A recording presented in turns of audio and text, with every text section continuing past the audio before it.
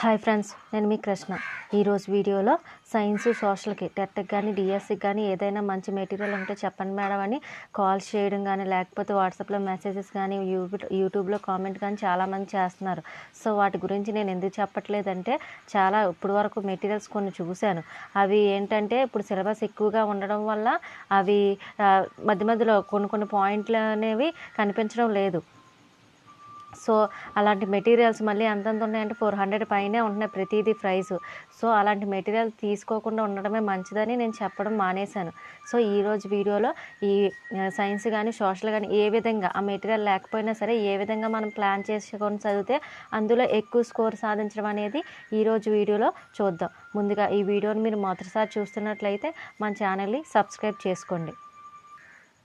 So వీటి గురించి చెప్పే ముందు నేను ఇంగ్లీషు తెలుగు గ్రామర్ థర్డ్ నుంచి 10th వరకు line to line topic wise రాశాను కదా. ఫస్ట్ తెలుగు చూడండి, నేను రాసినవి ఇది 3rd to 10th వరకు టెక్స్ట్ బుక్లో గ్రామర్ మాత్రమే, ఏపీ వాళ్ళకి సంబంధించినవి. అంటే చాలామంది తెలంగాణ వాళ్ళు కూడా ఇవి మాకు యూజ్ అవుతాయని అడుగుతున్నారు. సో ఇవి జనరల్ గ్రామర్ అయితే వాళ్ళకి యూజ్ అవుతాయి, కానీ ఇది ఓన్లీ టెక్స్ట్ బుక్ గ్రామర్ కాబట్టి వాళ్ళకి యూజ్ అవ్వకపోవచ్చు. సో నేను రాసినవి ఏంటంటే ఫస్ట్ గ్రామర్ వైపు టాపిక్స్, తర్వాత వొకాబులరీ. గ్రామర్లో ఫస్ట్ వ్యాకరణం, సందులు, మళ్ళీ సందుల్లో తెలుగు సందులు, సంస్కృత సందులు, ఆదేశ ఆగమ సందుల కింద డివైడ్ చేసి రాశాను. తర్వాత సమాసాలు, తత్పురుష సమాసాలు, కర్మధారయ సమాసాలు, అలంకారాలు, ఛందస్సు, జాతిపద్యాలు, ఉపజాతిపద్యాలు అంటే ఆటవల్ది తేటగీతి ఇవన్నీ ఉంటాయి కదా, ఉత్పలమాల చంప, అవి కూడా డివైడ్ చేసి రాయడం జరిగింది. తర్వాత వాక్యాలు రకాలని చెప్పి అందులో సామాన్య, సంశ్లిష్ట, సంయుక్త వాక్యాలు, సకర్మక, అకర్మక, కర్మని, కర్తరీ వాక్యాలు, కార్ధకం, చతురార్థకం, చేతార్థకం, ప్రత్యక్ష పరోక్ష వాక్యాలు. తర్వాత భాషాభాగాలు, లింగాలు, పురుషాలు, విభక్తులు, ధృతము, సామెతలు, జాతీయాలు, ముఖ్యమైన దినోత్సవాలు. 8th క్లాస్లో ప్రతి లెసన్ వెనకాల కూడా ఒక ముఖ్యమైన దినోత్సవం ఇచ్చారు. సో అవి కూడా ఒకే దగ్గర రాసుకుంటారు. అది ఎలా రాశానంటే జనవరి నుంచి డిసెంబర్ వరకు లైన్లో ఆర్డర్లో, అంటే లెసన్లో ఎలా ఇచ్చారంటే ఒకసారి డిసెంబర్ సంబంధించి ముఖ్యమైన దినోత్సవం ఇస్తే ఒకసారి అక్టోబర్, లేకపోతే ఒకసారి మార్చి, అలా క్లమ్జీగా ఇచ్చారు. సో అలా ఉండకుండా లైన్ టు లైన్ అంటే జనవరి నుంచి డిసెంబర్ వరకు ఉంటే మీకు చదువుకోవడానికి వీలవుతుంది కదా అని చెప్పి అలా రాశాను. తర్వాత తొలి తెలుగు రచనలను 7th క్లాస్ లాస్ట్లో ఇచ్చారు. అంటే తెలుగులో వచ్చిన ఫస్ట్ రచనలు కానీ, కథానికలు కానీ, ప్రక్రియలు కానీ, చరిత్ర కానీ ఇవన్నీ కూడా 7th క్లాస్ లాస్ట్లో ఇచ్చారు. జ్ఞానపీఠ పురస్కారాలు ఇచ్చారు, అవి కూడా నేను రాయడం జరిగింది. తర్వాత వొకాబులరీ అంటే పదజాలం లోకి ఏమవుతాయి అంటే అర్థాలు, పర్యాపదాలు, నానర్థాలు, ప్రకృతి వికృతి, ఉత్పత్తి అర్థాలు, ఇవి వొకాబులరీ కింద పెట్టి ఇవి రాయడం జరిగింది. సో ఇవి చూడండి, వ్యాకరణం అంటే ఇవి. తర్వాత అలంకారాలు చూడండి, లైన్గా ఎలా రాశాను. మొత్తం 3rd నుంచి 10th వరకు ఎక్కడెక్కడ ఎగ్జాంపుల్స్ ఉన్నాయో ఒకసారి దానికి సంబంధించి డెఫినేషన్ రాసి ఎక్కడెక్కడ ఎగ్జాంపుల్స్ అన్నీ కూడా ఈ బుక్లో రాయడం జరిగింది. ఇవి అలంకారాలు. సందులు చూడండి, తెలుగు సందులు ఏమేమి ఉంటాయి, తెలుగు సందులు మొత్తం ఉత్వ సంధి ఫస్ట్ 3rd నుంచి 10th వరకు ఎక్కడెక్కడ ఉన్న అన్ని ఎగ్జాంపుల్స్ రాయడం జరిగింది. తర్వాత ఎత్వ సంధి, తర్వాత అత్వ సంధి, ఇవి 3 తెలుగు సందులు. తర్వాత సంస్కృత సంధులు ఏంటి, సవర్ణ దీర్ఘ సంధి, ఇవి 3rd నుంచి 10th వరకు ఎక్కడెక్కడ ఉన్నాయో ఇలా. ఎందుకంటే ఇలా మధ్యలో లైన్ ఎందుకు కొట్టానంటే ఇవి నార్మల్గా ఇవే రాసుకుని ప్రతి పేజీలో ఇన్ని రాస్తుంటే ఎక్కువ లెంత్ ఎక్కువైపోతుంది, మీరు జెరాక్స్ తీసుకోవడానికి ఇబ్బంది పడతారని చెప్పి ఇలా లైన్ కొట్టి అడ్జస్ట్ చేసి ప్రతిదీ కూడా ఏది వదిలేకుండా రాయడం జరిగింది. ఇవి సందులు. సమాసాలు కూడా అలా రాసిన. తర్వాత ప్రకృతి వికృతి చూడండి, ఇవి ఇలా 2 లైన్స్ కొట్టి కొంచెం అంటే ఇలా రాయడం వల్ల ఏంటంటే పేజెస్ సేవ్ అవుతాయి, మీరు జెరాక్స్ తీసుకోవడానికి కూడా కొంచెం డబ్బులు తగ్గుతాయని ఇలా రాయడం జరిగింది. అర్థాలు చూడండి, అర్థాలు కూడా సేమ్ ఇలానే. తర్వాత పర్యాపదాలు, తర్వాత నానార్థాలు, ఇలా ప్రతిదీ కూడా టెక్స్ట్ బుక్లో ఉన్న ప్రతి గ్రామర్ పాయింట్ కూడా రాయడం జరిగింది. అది టాపిక్ వైజ్ రాయడం జరిగింది, మీరు చదువుకోవడానికి వీలుగా ఉంటుంది. ఇంగ్లీష్ కూడా సేమ్ ఇలానే రాయడం జరిగింది, ప్రతిదీ కూడా టాపిక్ వైజ్ రాయడం జరిగింది.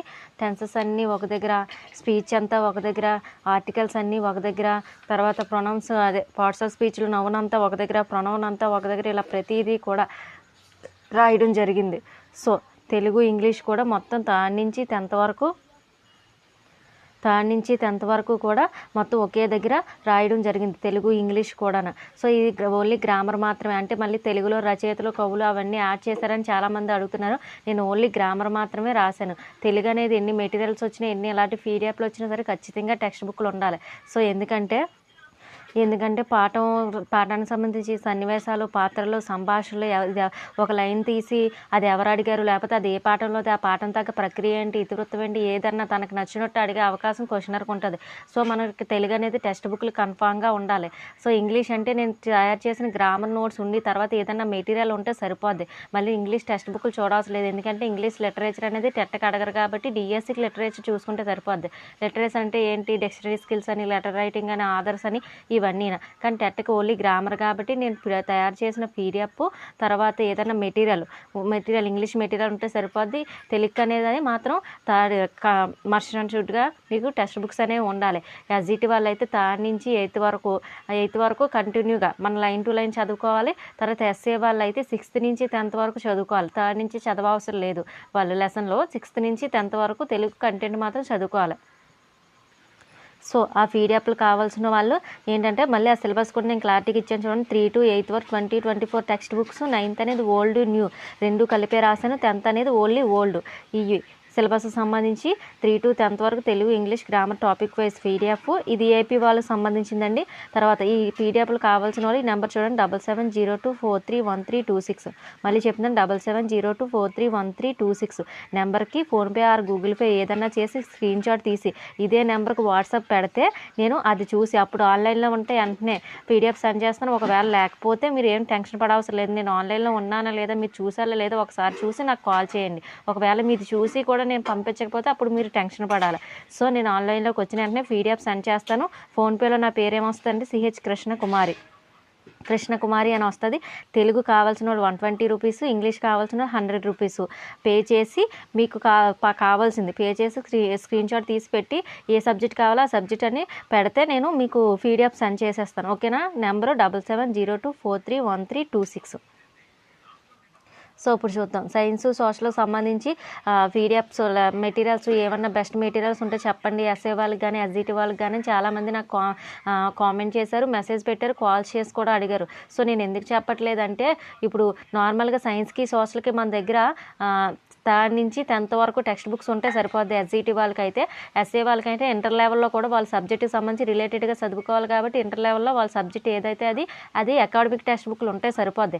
టెక్స్ట్ బుక్లో ప్యారల్ వైజ్ ఉంటుంది కాబట్టి మనకు చదువుకోవడానికి కష్టంగా ఉంటుంది కాబట్టి చాలామంది మెటీరియల్స్ అడుగుతుంటారు. కానీ ఇప్పుడు మెటీరియల్స్ ఎలా ఉన్నాయంటే చాలా వరకు ఏమి ఇచ్చారంటే సిలబస్ ఎక్కువగా ఉండడం వల్ల మధ్య మధ్యలో చాలా వరకు పాయింట్లు తీసేస్తున్నారు. తర్వాత ప్రాక్టీస్ బిట్స్ కూడా ఎక్కువగా ఇవ్వట్లేదు. ఎందుకంటే సిలబస్ చాలా హెవీగా ఉంది. సో ప్రాక్టీస్ బిట్స్ కూడా ఇస్తే ఏమవుతుంది అంటే ఇంకా పెద్ద సైజ్ అయిపోద్ది బుక్ అని చెప్పి చాలామంది ఏం చేస్తున్నారు, టెక్స్ట్ బుక్లో ఉన్న పాయింట్లే అది కొన్ని తీసేస్తున్నారు. అంటే అన్నీ కూడా రావట్లేదు, బాగా ఇంపార్టెంట్ ఇచ్చి ఉన్నాయి ఇవ్వట్లేదు. సో మనం టెట్కి కానీ డిఎస్సి కానీ ఏది ఏది ఇంపార్టెంట్ అనేది మనం డిసైడ్ చేయలేము. మనం అన్ఇంపార్టెంట్ అనుకున్న దాని దగ్గర నుంచే బిట్ రావచ్చు. సో మనం ఏది అంత ఈజీగా వదిలేయకూడదు. సో అలాంటి మెటీరియల్స్ తీసుకుంటే కన్నా, ఎందుకంటే మెటీరియల్ అన్నీ 400 అబవ్ 350 అబవే ఉన్నాయి. సో అలాంటివి తీసుకుంటే కన్నా మనం టెక్స్ట్ బుక్లు ఉంటే కనుక మీరు ప్రతి ఒక్కరు ఏం చేస్తారంటే ఇలా ప్రతిదీ లెసన్ ప్రకారం మనం ఏదైతే ఇంపార్టెంట్ ఉన్నాయి. ఎందుకంటే టెక్స్ట్ బుక్లో ప్యారల్ వైజ్ ఉంటుంది. మన మైండ్ ప్యారల్ వైజ్లో ఉన్నది మనకి స్వీకరించే కన్నా, అంటే మన మైండ్ తీసుకునే కన్నా ఇలా పాయింట్ల వైజ్లో ఉన్నది ఈజీగా తీసుకుంటుంది. అంటే మన మైండ్ అంత స్ట్రెస్ ఫీల్ అవుతుంది. ప్యారల్ వైజ్లో ఇప్పుడు హార్డ్ వర్క్కి స్మార్ట్ వర్క్కి ఎలా డిఫరెంట్ ఉంటుందో అలానే ప్యారల్ వైజ్లో ఉన్నది తీసుకోవడానికి, ఇలా పాయింట్ల వైజ్లో ఉన్నది తీసుకోవడానికి మన మైండ్ డిఫరెంట్ ఉంటుంది. సో ఇలా రాసుకుంటే అది బేగా తీసుకుంటుంది, మనకు బాగా గుర్తుంటుంది కూడా. సో నేను ఏం చెప్తున్నానంటే ఇలా థర్డ్ నుంచి 10th వరకు మీ సబ్జెక్ట్ ఏదైతే ఇది ఏదైనా కష్టంగా ఉన్నా ఈజీగా ఉన్న ఎస్జిటి వాళ్ళైతే సైన్స్ సోషల్ మిగతా సైకాలజీ ఇవన్నీ కూడా ఇలా పాయింట్లు వైపు రాసుకుంటే సరిపోదు. నేను సైన్స్ అనేది ఈరోజే స్టార్ట్ చేశాను. మీకు సైన్స్ సోషల్ అలాంటి పీడిఎఫ్లు ఏమన్నా కావాలితే మీరు మెటీరియల్స్ కొనేసుకోకండి. ఎందుకని చెప్తున్నాను, మీకు ఏదన్నా మంచి మెటీరియల్ టెక్స్ట్ బుక్లో అన్నీ ఇచ్చేసారు అనుకున్నది అయితే కొనుక్కోండి. ఒకవేళ ఇవ్వలేదంటే అవి డబ్బులు పెట్టి వేస్ట్ చేసేకండి. అందాక టెక్స్ట్ బుక్లో చదువుకోండి. నేను ఈ మంత్ ఎండింగ్ కల్లా సైన్స్ సోషల్ పీడిఎఫ్ కంప్లీట్ చేస్తాను. మ్యాథ్స్ కూడా ఏంటంటే థర్డ్ నుంచి 10th వరకు టాపిక్ వైజ్ ప్రతి అభ్యాసం అంటే అభ్యాసం ఇప్పుడు సపోజ్ సంఖ్యలకు సంబంధించి 3rd క్లాస్లో ఒక లెసన్ ఉంది, ఒక చాప్టర్ ఉంది. అందులో ఫస్ట్ అభ్యాసం పెట్టి అందులో లెక్క రాయడం, దాని కింద ఏమో సొల్యూషన్, ప్రాబ్లము సొల్యూషన్ ఇలా ప్రిపేర్ చేద్దాం అనుకుంటున్నాను. సో సైన్స్ సోషల్ కంప్లీట్ అయితే అది కూడా చేస్తాను. మీరు తొందరపడి సైన్స్ సోషల్ మాత్రం మ్యాథ్స్ ఏదైనా మెటీరియల్ తీసుకోండి. సైన్స్ సోషల్ మాత్రం మీరు తొందరపడి ఏమీ తీసుకోకండి. ఒకవేళ తీసుకున్న వాళ్ళైతే ఒకసారి బుక్స్ అవి దగ్గర పెట్టుకొని చూడండి. ఎందుకంటే మెటీరియల్స్ అనేవి ఇలా పాయింట్ వైజ్లో ఈజీగా చదువుకోవడానికి చాలామంది తీసుకుంటారు, ప్రాక్టీస్ బిట్స్ అయ్యి ఉంటాయని. చాలా వరకు ఈ సిలబస్ ఎక్కువ వల్ల వాళ్ళు కూడా ప్రాక్టీస్ బిట్స్ అయ్యి ఇవ్వడం లేదు. నేనైతే 2-3 పబ్లికేషన్స్ బుక్స్ ఆల్రెడీ చూశాను. అందుకని మీరు చాలామంది అడిగినా సరే నేను మీకు రిప్లై ఇవ్వలేదు. సో మంచిగా ఉంటేనే కదా ఎవరికన్నా చెప్పగలం. బాగాలేనప్పుడు కొనుక్కోమని వాళ్ళు డబ్బులు వేస్ట్ చేయడం అంతా వేస్ట్. టెక్స్ట్ బుక్స్ ఉంటే మన దగ్గర ఏమీ ఉండవసరం లేదు. సో ఈ సైన్స్ సోషల్ టెక్స్ట్ బుక్స్ ఉంటే చదువుకోండి. ఒకవేళ నేను రాసిన పీడిఎఫ్ నోట్స్ కావాలనుకుంటే మీరు కొంచెం వెయిట్ చేస్తే అవి కూడా అన్నీ అంటే క్లాస్ వైజ్ పెడతాను. ఇప్పుడు థర్డ్ నుంచి ఇప్పుడు చూడండి ఈవీఎస్ 3rd నుంచి 5th వరకు ఒకటి రాసేసి అది పెడతాను. తర్వాత క్లాస్ వైజ్, ఎందుకంటే 6th నుంచి ప్రతిదీ కూడా ఎక్కువగా సిలబస్ ఉంటుంది కాబట్టి ఒకేసారి రాయడం నా వల్ల కూడా కాదు. సో 6th ఒక పీడిఎఫ్, 7th ఒక పీడిఎఫ్, ఇలా నేను ప్రతిదీ అవైలబుల్గా ఉంచాను. 2 days 3 daysకి ఒకసారి పెడుతుంటాను.